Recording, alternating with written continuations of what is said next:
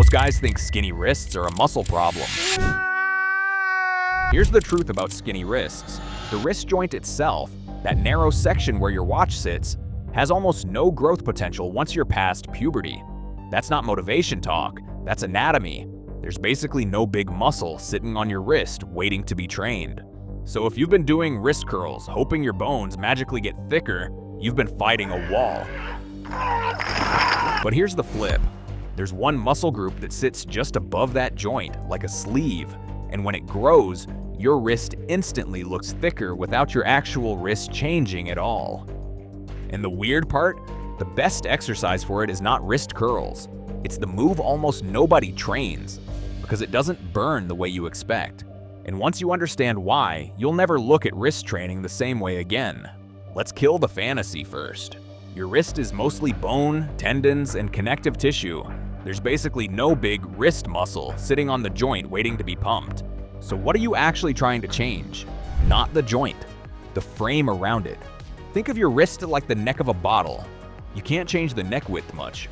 But if the bottle gets wider right above it, the neck looks smaller by comparison.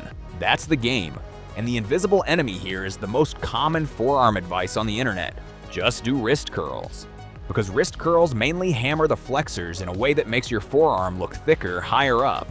But they often miss the muscles that create that dense bracelet look near the wrist, and that beefy wedge near the elbow that makes your wrist look tiny. So here's the plan. First, you'll understand what actually creates the thick wrist illusion. Then I'll give you the one exercise that builds it best. Then I'll show you how to train it with numbers, progression, and frequency without turning your elbows into glass. And yes, this works even if you've trained for years and your wrists still look like you stole them from a 14-year-old. If your wrists look small, it's usually not because the wrist is tiny. It's because the forearm has no shape. No taper, no density. You can have decent biceps and triceps and still look fragile if the forearm doesn't match, because the wrist becomes the visual weak point. So what creates the illusion? Two things: thickness right above the wrist, the bracelet look. A thicker upper forearm near the elbow, the wedge look. When both grow, your wrist looks smaller relative to the forearm. And that's what reads as strength. Now ask yourself, when you do wrist curls, are you actually training the muscles that create that wedge and that bracelet? Or are you just chasing a burn in the front of the forearm because it's easy to feel? And that leads to the problem. Most people train what they can feel, not what they need. So what do you need? You need the muscles responsible for controlling rotation and bracing, because those muscles run thick through the forearm and show up visually in the exact places you care about. Which brings us to the movement almost everyone ignores. And it's not sexy, but it's deadly. Here's why wrist curls are a trap for this goal. Wrist curls are simple. Bend the wrist up and down. The problem is your forearm isn't built just to curl the wrist. Your forearm's real job is to stabilize, rotate, and transfer force from your hand to your arm. That's why the strongest looking forearms aren't owned by the guy doing cute wrist curls. They're owned by people who fight rotation for a living. Arm wrestlers, climbers, grapplers, strongmen. Because rotation is where the forearm has to turn into a steel cable. And if you're thinking, okay, but I just want thicker wrists, not to arm wrestle. Good. That's exactly why this is going to work. Because you're about to steal the one quality those guys build that the average lifter never touches. Pronation strength and pronation mass. And once you grow that, your forearm shape changes fast. But before I give you the exercise, you need one quick aha moment. If you train the forearm in the same direction every time, flexion and extension, your body adapts in a narrow way. If you train it in a way that forces the forearm to brace against rotation, you recruit deeper tissue, thicker muscle, and more total forearm involvement. Translation? More meat in the places that make wrists look thicker. So what's the one move? It's a pronation-focused lever movement. And it looks almost too stupid to matter, until you do it correctly. And your forearm lights up like you plugged it into a power outlet. This is the main event. Pronation lever raises. You'll need one of these: a light dumbbell held by one end, a small sledgehammer, a mace bull, even a broomstick with a weight taped to one side if you're desperate. The point isn't the tool, the point is the lever, because a lever makes a lightweight feel heavy in the exact way the pronation muscles respond to. Now here's how to set it up. Sit on a bench or chair. Rest your forearm on your thigh or on a bench so it's supported. Palm starting somewhere between thumb up and palm up. Your wrist stays mostly neutral. You are not curling your wrist like a wrist curl. You're rotating the forearm. Hold the dumbbell by one head so the other head sticks out like a long handle. That long handle is what creates torque. Now do this. Slowly rotate your hand inward as if you're trying to turn your palm toward the floor. That rotation, that is the rep. Go slow, control it, no flopping. At the bottom, pause for a beat, then rotate back up under control. If you feel it in your wrist joint, you're doing it wrong or you're using a lever that's too long. If you feel it on the inside of the forearm and near that thick area below the elbow, you're on target. And here's the key you can't ignore. This exercise is not about load, it's about control and range. The best rep looks boring. The worst rep looks impressive. So let's lock in the benchmarks. Tempo, 2 seconds down, 1 second pause, 2 seconds up. Reps, 12 to 20 per arm. Sets, 3 to 4. Rest, 45 to 75 seconds. And you stop with 1 to 3 reps in reserve. Because if you go to absolute failure here, your elbow will complain before your forearm grows. Now, you might be thinking, wait, that's it? That's the magic? No. The magic is what this does to your forearm visually.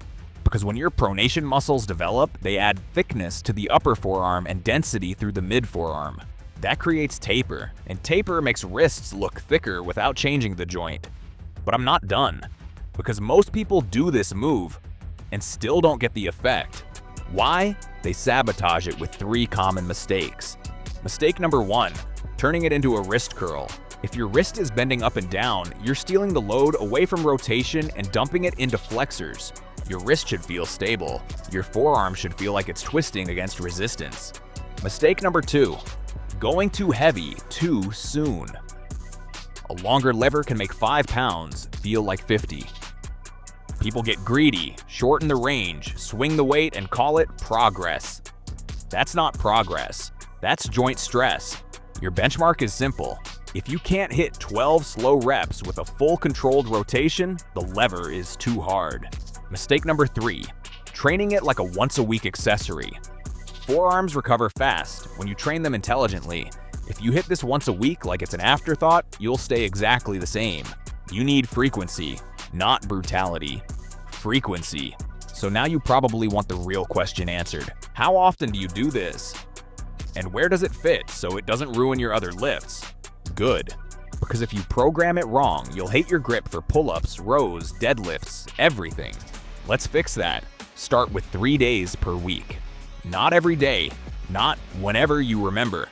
3 days, consistent, predictable. Here's the easiest rule. Do it after your main workout, not before. Because if you fry rotation and grip before training back, your performance drops and your form gets sloppy. So do it at the end. Now the weekly structure. Week 1 to 2. Learn the movement. Perfect control. 3 sets of 15 to 20 per arm. Short lever, lightweight. Stop 2 to 3 reps before failure. Week 3 to 4. Increase torque slightly. Either increase lever length a tiny bit, or add the smallest amount of weight. Still, 12 to 20 reps, still controlled. Week 5 to 8. Progress with a single rule. If you hit 20 clean reps on all sets, increase difficulty next session. If you don't, keep it the same. This is slow, on purpose, because forearm tendons adapt slower than forearm muscles. And your goal isn't to win a 1-week pump contest. Your goal is to look like your wrists got thicker in a mirror by week 6 to 10. Now, if you want to accelerate the illusion, there's one more trick. Add a second microdose day, not another full session. Just a signal. On one off day, do 2 sets of 20 per arm. Super light. Stop far from failure. Think of it like brushing your teeth, not like leg day. This gives you frequency without wrecking recovery. And yes, this is exactly why athletes with ridiculous forearms can train them constantly. They don't redline every session. They accumulate high-quality reps. Now let's handle the objections, because I can already hear them. Objection 1, but my wrists are genetic, nothing works. Correct, your wrist joint is mostly genetic. That's why chasing bone growth is a dead end. But you're not trying to grow bone. You're trying to build the frame around it. If your forearm gains even a small amount of thickness above the wrist and near the elbow, your wrist looks different immediately. That's not motivational talk, that's proportions. Objection 2. Why not just do more curls and grip stuff? Because grip stuff usually becomes random fatigue. You get tired hands, you get sore flexors, you get no shape change. Pronation lever raises are targeted. They train what most people ignore, rotational control. And that specific stress tends to build the forearm in a way basic gripping often doesn't. Objection 3.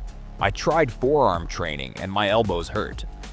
That's not a forearm problem, that's a programming problem. Most people go too heavy, move too fast, chase failure, and do it after already destroying their grip. So the fix is simple. Keep reps high, 12 to 20. Control tempo.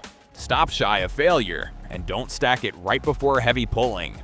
If your elbow still talks, shorten the lever and reduce range slightly for 2 weeks. The goal is clean stimulus, not punishment. Objection 4. Isn't this just for arm wrestlers? Arm wrestlers use it because it works.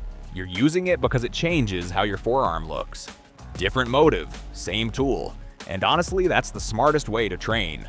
Steal the best weapons from specialists instead of repeating the same gym cliches. Now let's put this into a simple blueprint you can follow without thinking. Here's the exact system. No fluff. The wrist-thick illusion blueprint, 8 weeks. Exercise main. Pronation lever raises. 3 days per week after your workout, 3 to 4 sets per arm, 12 to 20 reps. 2 seconds down, 1 second pause, 2 seconds up.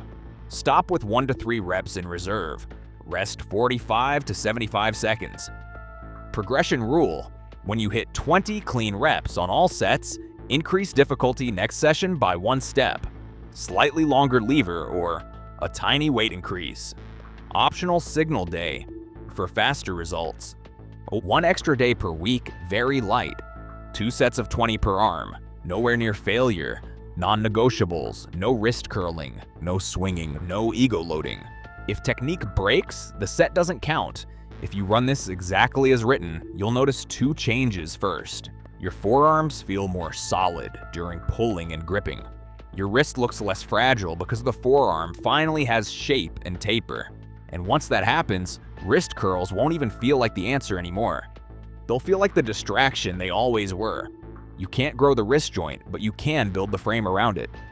And pronation is the shortcut almost nobody uses.